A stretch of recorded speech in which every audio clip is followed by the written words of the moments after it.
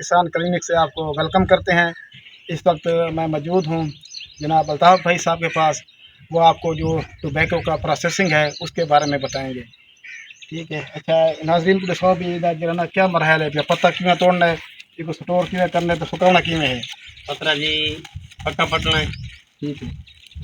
बिल्कुल ये ऐसा रंग बनाए। ठीक है।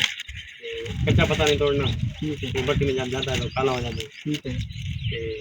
14-15 टुकड़े बनने हैं बाने हैं। ठीक है। 3 दिन लगातार इसकी आग चलती है। ठीक है। 3-4 दिन बाद ये खुश्क हो जाता है, ख़त्म हो जाएगा ये।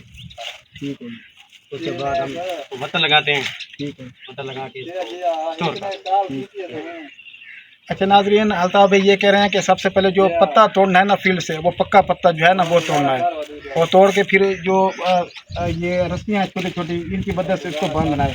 बांधने के बाद इसको जो है ना ऊपर लटका देना है, और इसको बंद करके फिर भट्टी लगेगी मुसलसल जो है 3 से 4 दिन इसको जो है वो खुश्क होने पर लगते हैं।